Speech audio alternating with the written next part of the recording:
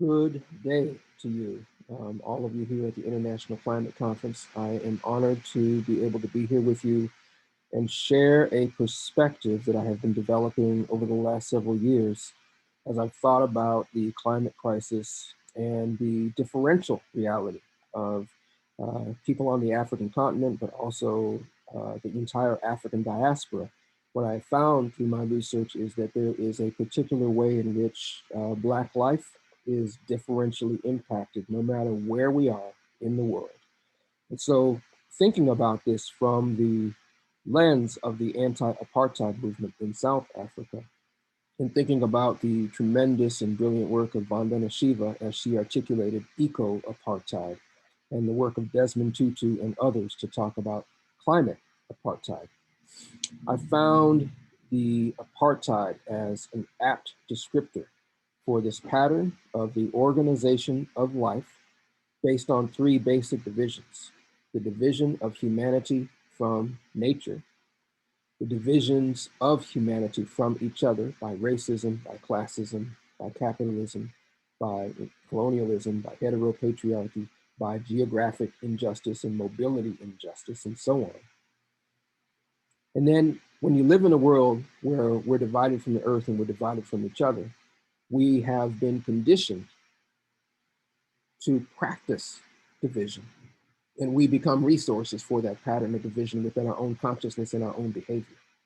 So I'm speaking to you today about a narrative I have constructed about the crisis called the Apartheidocene. So I'm going to jump into my presentation now. And as I begin, I want to honor that we are on the original land of the Anishinaabe and Dakota people, here in Minnesota. And we have an obligation to think about coming into right relationship with the original people of the land that we are on, wherever we are on the earth. So I wrote in here Anishinaabe, Dakota, and Maroon. I consider the African American community to a significant extent, those of us who are critiquing the system we're in and creating alternatives within and on the outside of that system, to be in Maroon communities of the sort. So I wanted to begin with that land acknowledgement, because that land acknowledgement is critical as we think about the climate crisis. How do we co-create conditions that take care of all of life, honoring the ecosystems, the integrity of which our own lives depend on, also honoring a higher integrity of how we relate to each other on the land so that everybody is all right? And then from that place of everybody being all right, how do we co-create a healthy, convivial future for all of life? These are the kind of questions that I'm living with as I jump into this presentation with you. I'm just making sure that I have the video going, because the last time I recorded this, I had forgot to verify that this was being recorded. So now I'm verifying that all seems to be well and the system is working. So, theoretical landscape. I am sourcing from Africana critical theory to frame this perspective, as developed by Raylan Rabaka, who is in the Ethnic Studies Department at the University of Colorado Boulder. He's written several books on it, which I'd encourage you to check out. But one critical one is called Africana Critical Theory, done in 2009. And so please get a copy of that book and begin to think about how the brilliant thinking in it might be a resource for the way you think about critical theory in the 21st century. Part of my hope with this articulation through Africana critical theory is to assess existing climate justice praxis and to promote an evolution of praxis that allows us to make significant transformations in our relations with the earth and with each other within one generation. So by 2050, I'd like to see us living in a very different reality with each other. How do we get there?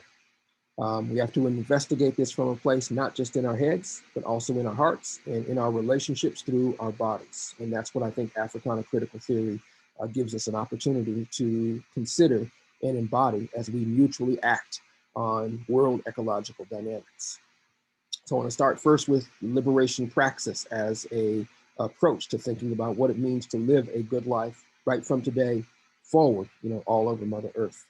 So my own origin story, my mother is in a picture here with a colleague of hers teaching at a university in Nigeria.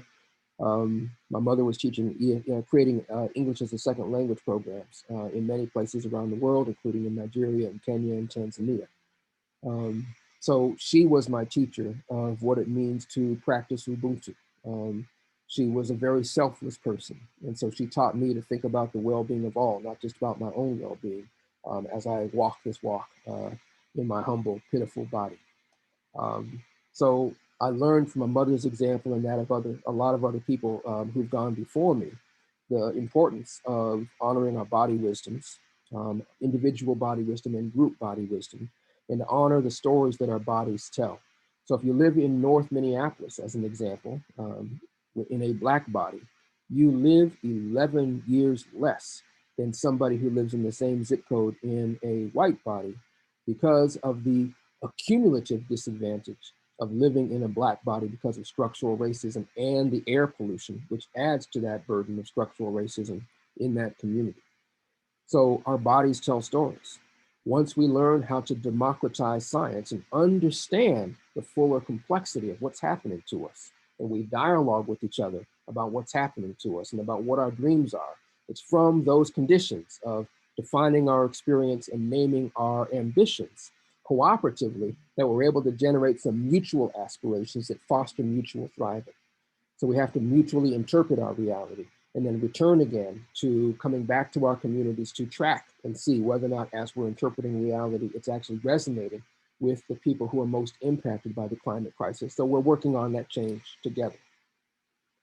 So what's visible is that we started our journey with the Intergovernmental Panel on Climate Change in 1988, and we said we have to stop greenhouse gas emissions and move towards a renewable energy world ecology, and we've got to begin that work now. In 1988, we were at 350 parts per million. We continue to go up from then, even with all the scientific evidence, even with the increasing consciousness of the vast majority of people across the planet that climate crisis is impacting all of us. We have still continued that bad human behavior, and we have to come to an understanding of why we can't stop ourselves. So this is partly why we need to bring a critical theoretical lens to these questions of the climate crisis. So what is invisible, what we can't see, are the things that we actually have to reveal to each other that are stopping us from healing our patterns with the earth. So one is to honor the intersectionality. Our own bodies are made of the same things that the biosphere is made of. So we are one with the biosphere. The hurt of the biosphere is the hurt of the human. The hurt of the human is the hurt of the biosphere. But we think, because of eco-apartheid, that we're separate from nature, and whatever we do to nature doesn't have reverberations back to us, but it always has, and it always will. So healing that ecological apartheid divide and recognizing we're part of nature is a critical part of this work. That's a cosmological shift. To recognize historically that we have been telling ourselves a story about the period of modernity from the 15th century to the present, that it was a journey of inevitable continual progress. But that doesn't tell the whole story. It was progress for some at the expense of increasing others. So few benefit, more are harmed. We're at a point now, because of global wealth inequality, that the richest 8 people in the world have more wealth than the bottom half of humanity. That's crazy to even think about, but that's the reality that we have created. Because it's been created, it can be changed. How do we, within one generation, set conditions to change this pattern of deep economic and ecological inequality? Partly what holds it in place is the way that we regulate carbon and also regulate human bodies and human migrations. Our bodies and Earth have both been sources of extraction for profit. We're paying the carbon tax, not the people who are causing the climate crisis. So the articulation of the Anthropocene says all human beings have caused the problem. The articulation of the apartheid of the Capitalocene says it's capitalism that's the cause of the problem by producing the 4 chiefs. But what we say in the Apartheidocene is that it's the division of all of us from nature and from each other that has made it difficult for us to democratize our relations and to democratize our science and facilitate a common journey. So we have to shift that pattern. We have to put a pretty significant tax on carbon so that it becomes increasingly disincentivized for people to continue to do extractivism. Ecological imperialism says we have to take life to make life. It's just an inevitable, cost of doing business. But the hidden dynamic is that we don't realize that that cost is imposed on the earth where we live, on our own bodies, and on the future generations that come after us. So democratizing the science of climate and understanding how we have to take mutual responsibility to change this pattern that allows the few to get away with accumulation by dispossession, that's the kind of the root we have to eradicate in the ecological imperialist world ecology we're living in now.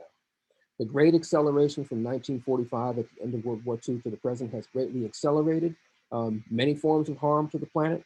If we think about the Millennium Ecosystem Assessment in 2005, a great job of analyzing the ecosystem services we put in significantly degraded status. How do we begin to heal all of those ecosystems? That was 2005 and 2021. We could say that the harm has actually increased. We haven't done enough to heal all of the degraded ecosystems. Islands, indigenous people, and Africans have been facing the greatest burdens and consequences, and we add to this the pattern of anti-Black violence in the world system. So I'm going to stop my share for a second and check in and just make sure that this is recording, and it looks like it is, so I can jump back in. So moving beyond what's invisible, what do we do about all of this? Africana critical theory suggests that we need to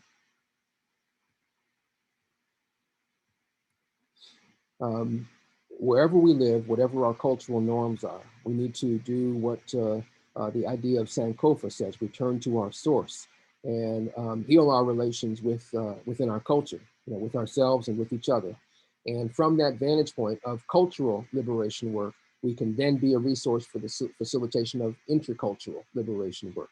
So it's not choosing my culture versus your culture. It's recognizing that mutuality requires a revealing to ourselves and of each other of a greater truth of how we share the earth within our cultures and across our cultures. And that's a complex kind of dialogic process of back and forth between cultures to co-create conditions for a convivial future as opposed to a competitive future.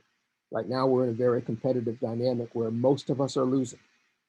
That's not an acceptable pathway towards addressing climate democracy. That's really moving us towards carbon colonialism. And carbon colonialism is killing the earth and killing the vast majority of people across the earth. It ought to be something that's unacceptable to all of us. How do we organize to honor what our own intelligence and integrity require of us and find a way to actually do that? Where we look in terms of Black lives in world ecology, we see language, land, and culture loss. We see gentrification of Black space in the global north. We see increasing racial income and wealth inequality. And we see the persistent use of police as agents of anti-Black violence. I am speaking to you from Minneapolis, where the Derek Chauvin trial is going on right now. The Malcolm X grassroots movement did a study in 2013 that found that there were every 28 hours an African American was killed by the police. Between 2013 and 2019, 1,944 or more African American lives were lost by police violence, here in the United States of America, where I am speaking to you from. In Brazil, it's worse, it's 5 a day. In Venezuela, I've seen some evidence that it's even worse, and it's 11 or 12 a day. So these patterns persist across Black spaces in the entire world.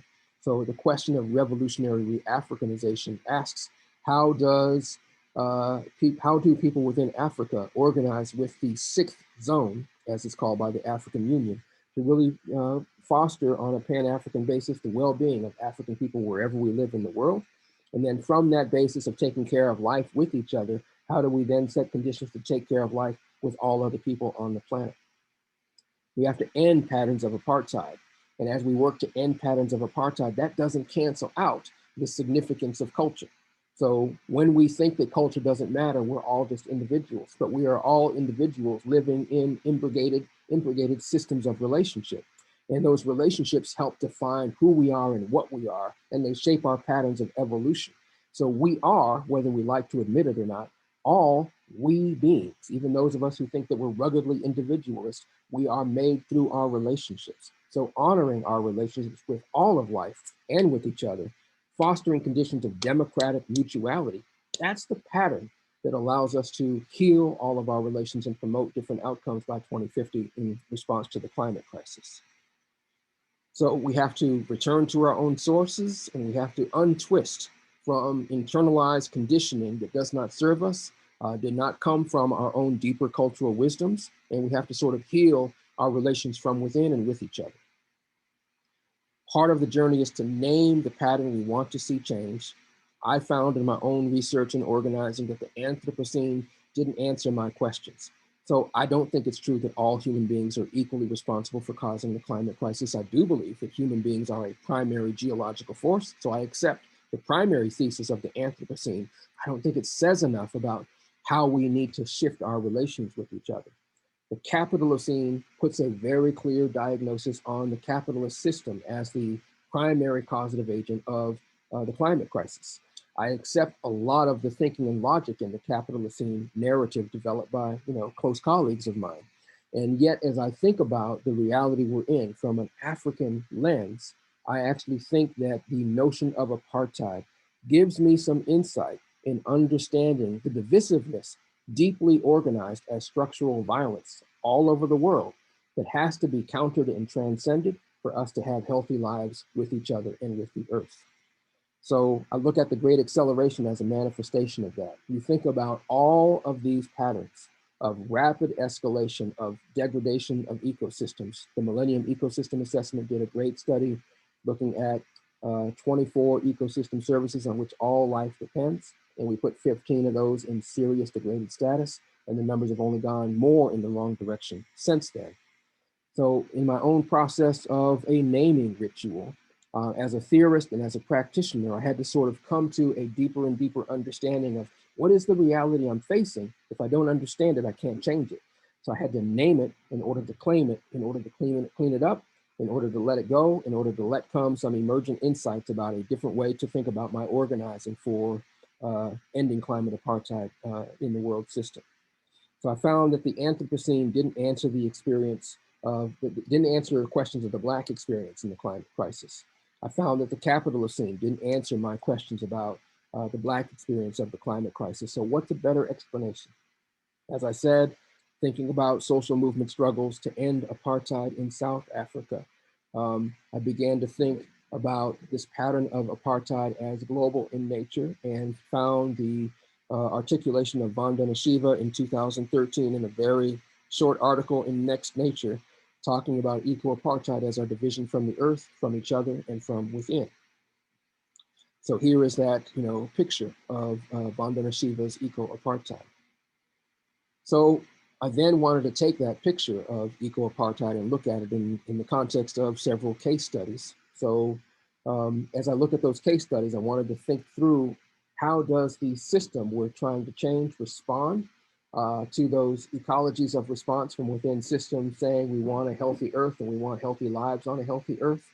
The system first responds by ignoring a threat until it perceives that that threat has reached a particular stature where it has to pay attention to it. It will then repress that threat when it feels like it's become significant enough and is challenging the legitimacy of a state or a region or a corporation. If repression doesn't solve the problem, then there's co-optation, picking winners and losers and pitting and dividing a community against itself so that it's no longer focused on changing the system.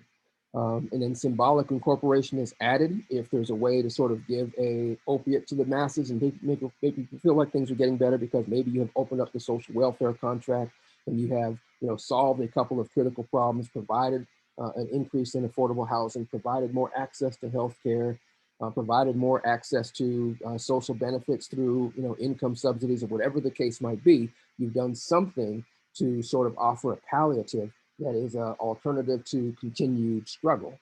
And when that doesn't work, then you finally do some substantive incorporation, which means maybe you'll focus on increasing education so people can be better rugged individualists in your cosmology, in your legitimized system, or people that have more access to housing so that they're not homeless, and creating a condition in which people have to always see this problem as they're driving to and from work.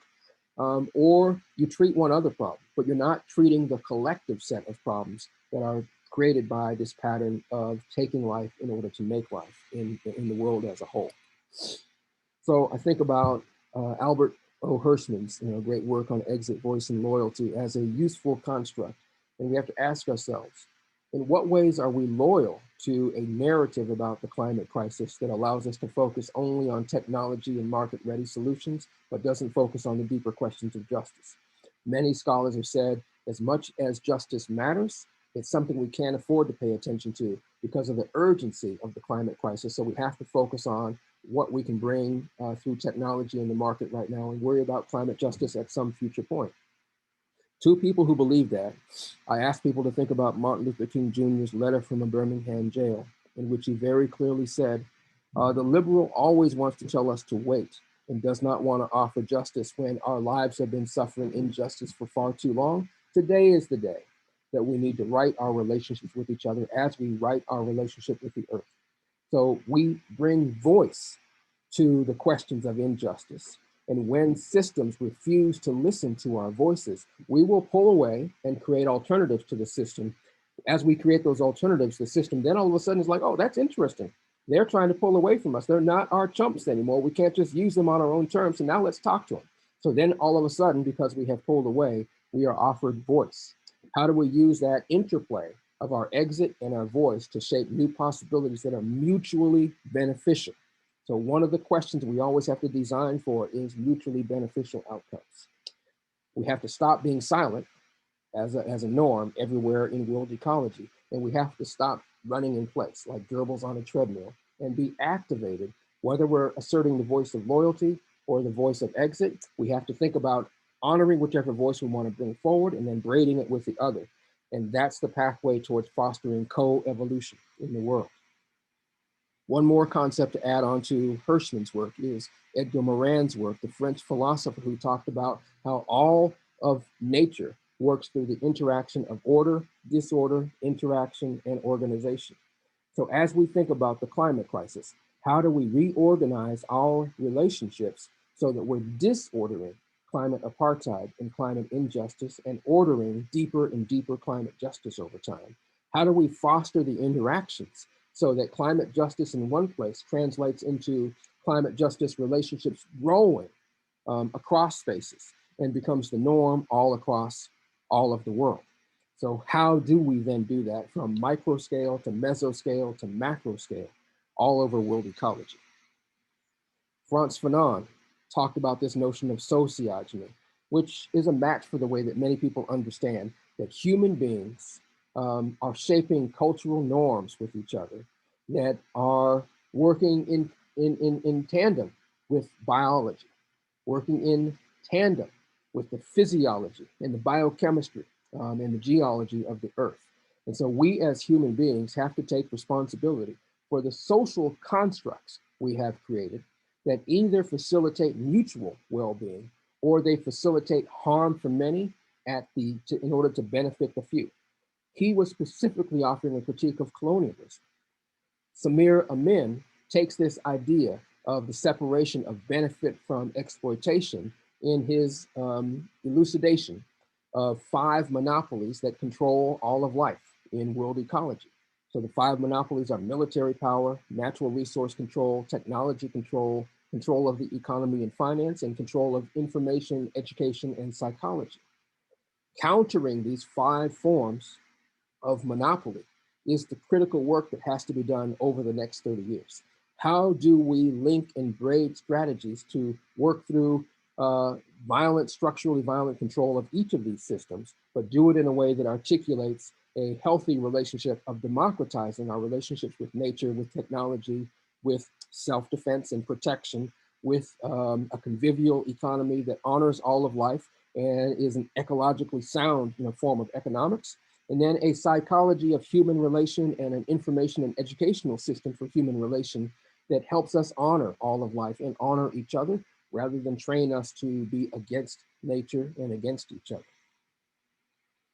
We could either go in a way that is more eco-fascist and require some kind of a global leviathan to control human life at global scale, or we could move towards greater democracy.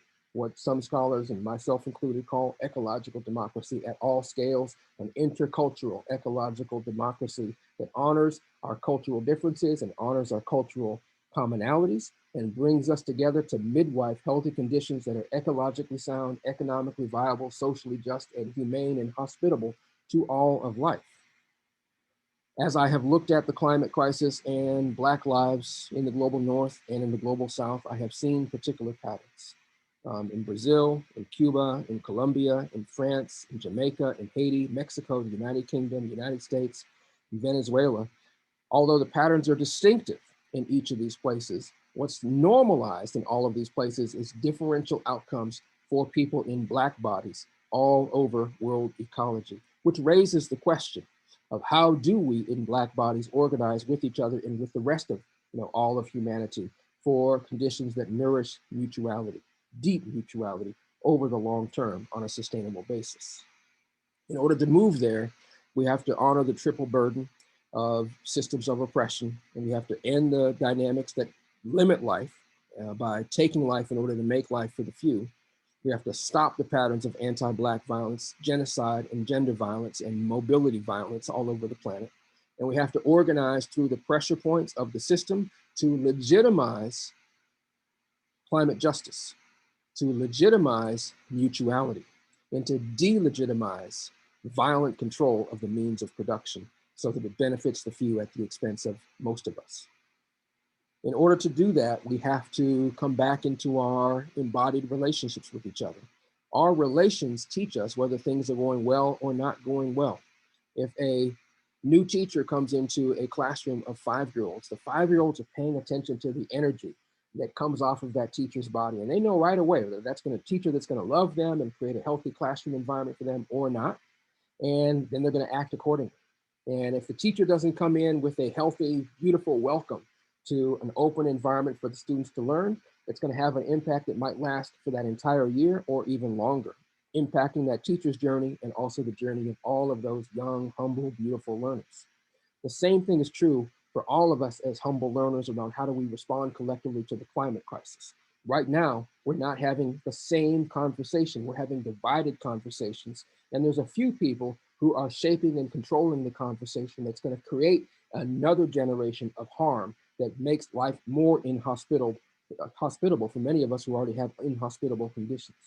So a return to the body in relation to each other is critical to the journey. How do we assess the state of the world's bodies? Stephen Biko said, the greatest weapon in the hand of the oppressor is the mind of the oppressed. I add to that, the body of the oppressed. We have a double condition in the world. We have people who are hungry and we have people who are obese.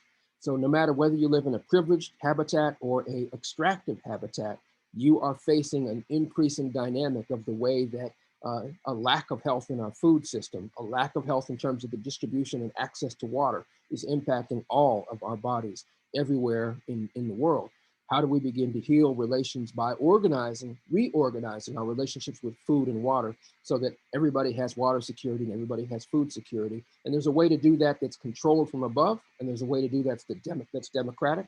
The climate justice pathway requires that we do that in a democratic way. In order to end the Ma'afa, which Marimba Ani talks about as the great disaster on Black lives, and honor the appropriate set of values that allow us to facilitate balance and reciprocity and justice with and for all of life, which is what the Ma'at is about. 4 case studies very quickly. The movement for the survival of the Ogoni people is a cautionary tale about what happens when people organize largely alone, gathering some international support for their quest, but nonetheless, not having a regional alliance where people are speaking from the same sheet music about we not only have to get shell oil to stop production of this very terrible habit of extractivism, but we also have to hold this company and this government to account that's been an accomplice to this shell oil company to heal the landscape and to pay reparations to the entire population in the region so that we can create on the land that we've historically lived on for many generations, actually have healthy lives again. So while Shell has been required to pay some reparations to some extent in the region, it has still not cleaned up the environmental injustice overburden placed by oil extractivism done in a much more environmentally unsound way than in any other place on the planet. The Pan-African Climate Justice Alliance has organized brilliantly to inform the climate negotiators for Africa, but also to organize through civil society formations all across the continent to advance the consciousness and the practice of people in all regions of the continent to realize climate resilience and to promote climate justice within and across their regions and nations. Via Campesina, the global peasant movement has done tremendous work to articulate the power of agroecology as a critical resource to heal the earth and heal our relations with each other.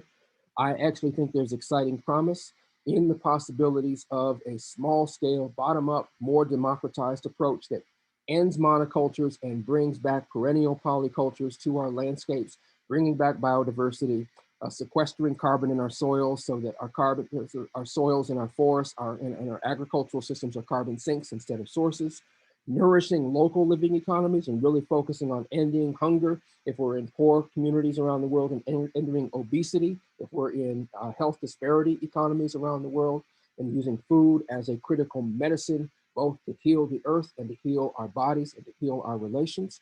And that also allows us, by keeping water in the landscape and protecting water by deep, perennial cover over land, we're able to have less water pollution, and we're able to stop having the perpetuation of cancer clusters in farming regions of the world, where the groundwater has been polluted by nitrogen and phosphorus and other forms of pollution, given the pesticides and herbicides we're using on our landscapes to grow this industrial food, which is less and less like food and more like some food-like substance, as Michael Pollan talks about it. So the work of Via Campesina is an important resource.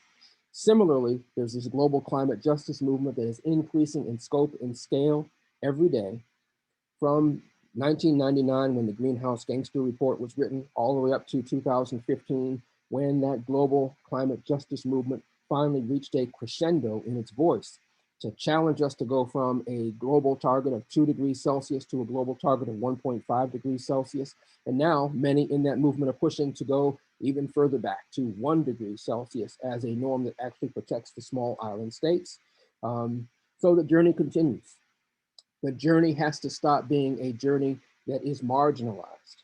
We have to start thinking as scientists about how do scientists begin to partner with climate justice constituencies, which are those who are most impacted by the climate crisis, and practice a democratic, open science platform with people who are impacted to shape increasing climate justice praxis that delivers greater reductions in greenhouse gas emissions by organizing the way we live our lives to be more hospitable to the planet and to each other. This is something we can do, but we can't do it unless we return to good relationships with each other. All over the world where I've looked at this, indigenous people have language for the good life. And the good life requires healing our relations with each other and with the earth simultaneously, and offering a surplus so that we support next generations coming after us. So return to the body doesn't mean returning to my own individual body. It means returning to our relationships, not from the head, but from the heart and from a shared, open, collaborative will. So integral theory says that we always have to be thinking about multiple ways of knowing that are working in relation with each other. So there's the interior way of knowing, which is in my own mind and my own heart. There's the behavior of my own, body, or the social body I'm a part of.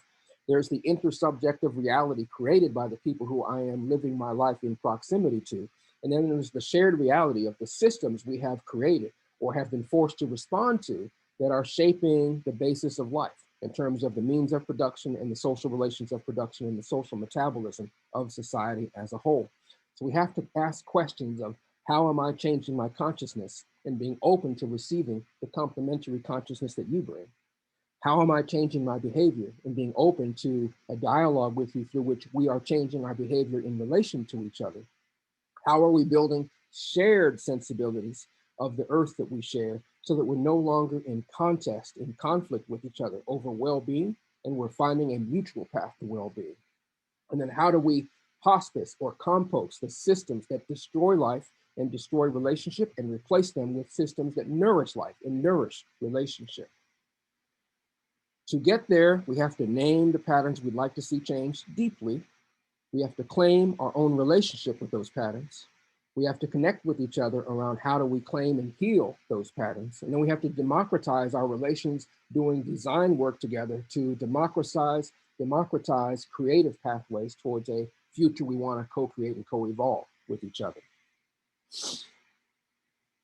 We have been doing this work for a long time, so we are not starting from scratch as we think about this climate crisis. Our response to the climate crisis is building on centuries of social movement organizing happening within and across pockets of humanity. Now, because of globalization and the internet, we have an opportunity to dialogue with each other regardless of the difference in the distance of space. And we have to learn how to dialogue with each other and design with each other and then deliver with each other on a dream of a healthier planet and healthier people on a healthier planet by climate justice praxis with each other over the next 30 years. Thinking about the 21st century, the World Social Forum offers us one critical insight about this century that we're in. People began to organize global forums to bring diverse constituencies together. And yes, the constituencies were not as diverse as they needed to be because people who are really poor are stuck in place, don't have the means of travel to these destinations where these global gatherings are happening. Over time, there's been more and more work to correct those norms of exclusion within the World Social Forum movement, and that's exciting work, and yet challenges remain. But this practice of developing practices that allow us to make democratic decisions with each other, and then beginning to go back to local communities and having local communities use those things that we've learned and applying them, and then linking them across regions. Again, micro work, meso work, macro work. This is how we begin to sort of do the inchworm stretch and fold, consistently building our capacity to convivially create healthier and healthier norms with each other across more and more spaces on the earth. The Great Recession canceled many of the gains people made through the existing system and raised critical consciousness that the existing system has more holes and cracks in it than we imagine. And so that helped to facilitate what some people call the Arab Spring of 2011 and the constant flourishing from 2011 to the present of this increasing wisdom in social movements and autonomous communities, looking for ways to create convivial futures for all of life. The journey continues as we think about 2020 to 2050. How do we set conditions now for healthier patterns of living to emerge over this generation and the ones that follow? There's steps that we need to take, delinking from things that we know are causing harm to the planet and to people, and creating alternatives, and then testing those alternatives, refining those alternatives, and then sharing those alternatives. And that includes democratizing finance and sharing ways of facilitating this journey with each other without being dependent on people who are externally controlling through the 5 monopolies. We, as human beings, working in partnership with each other, can do a whole lot to bring down greenhouse gas emissions and promote a different future. That doesn't mean we can ignore all of the systems in our lives, but it's only by organizing and reorganizing our relationships with each other that we have the collective power to determine what those systems must inevitably do. Right now, we are more dependent on them than they are dependent on us, even though the opposite is true. Those systems can only exist if we give them our bodies, if we give them our lives, if we give them our taxes, and so on and so forth. We have choices in the matter. We don't tend to be brave enough to make those choices soon enough, fast enough, wise enough, connected enough across different geographies of the planet. It is time over this next 30 years for us to figure out how, again, to democratize our relations with each other and the planet, and use an open science platform to continue to crack open using that inchworm dance of stretching and folding into a healthier, more convivial future through all of our relations, so that by 2050, we can look back with our grandchildren and great-grandchildren, and we can have a moment of celebration of this difficult, tumultuous journey we went on during the climate crisis, and how we learned enough in the entire world about how to share the planet with all of life, so that the children from 2050 forward don't have to attend to the same patterns of crisis after crisis that have been normalized over the last 500, 600 years. So there's a lot of different methodologies that we see in the entire world that allow us to create pathways towards this healthier future. Pick the ones that work for you, but then dialogue with other people in your community and across communities about what's working and what isn't working. At MN350, I am working on several approaches to this work right now. We're fighting against extractivism, trying to prevent a pipeline which is actively being built through northern Minnesota, even though no economic demand was determined for this particular pipeline by Enbridge. We are working to address the fact that there's more than 110,000 white farmers in Minnesota and only 1,400 farmers of color. Within that 1,400 farmers of color, apparently only 39 or 40 Black farmers. That number is a miscount because I've already talked to more than 40 Black farmers in Minnesota. So again, we have a hard time counting when we do these analyses because we don't have the relationships. So I am trying to work on a campaign so that as we connect with BIPOC farmers who tend to not have land control, to work with them to get access to land over long term through a commons-based platform and a land trust-based platform if they need some ownership stake in the land. In exchange for them working with us to document how we're sequestering carbon in our agriculture, bringing back biodiversity in our agriculture, nourishing locally living economies through our agriculture, and then also working with each other to grow the space for ecological democracy through agroecology in regions across the state of Minnesota. And now the conversation is, growing to include Iowa and Wisconsin and the entire Midwest. So it's exciting work, it's difficult work, but it's attracting people with money to say, that's a different approach that seems like it has a chance to work. I want to invest in that. So we're doing that work around agroecology. At the same time, I'm using a scenario planning process to get the Native nations in northern Minnesota to be in dialogue with the cities and counties and co-imagine a future for the region, because they tend to have very separate discourses in the tribal nations versus the mainstream governance structures. And they actually are sharing a regional ecology. So why not talk about that regional ecology together, because they share the outcomes that will come from their decision making. So they might as well figure it out in the collective. So those are examples of a couple of things that I am doing in that local region to try and facilitate this mutuality that I speak to. It's uphill, but it is possible. So I just want to, say in closing that the Apartheidocene is based on a myth of separation of us from each other that is actually destroying the basis of our well-being. We have an opportunity to generate well-being with each other, not against each other. So the Apartheidocene is a critique of eco-apartheid, division of humanity from nature, from each other, and from within. And it necessarily suggests, well, what do we do instead of apartheid?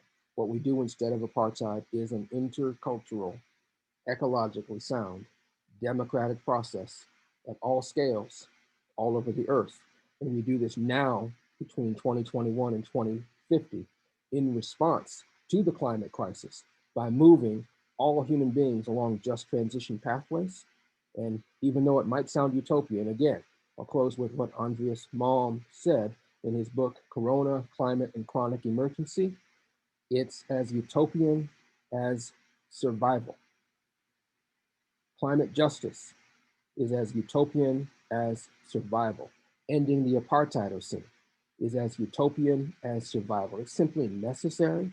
We have the capacity, when human beings come to a clear, coherent decision, a diagnosis about what's going on, to work together to change it. Now is that time.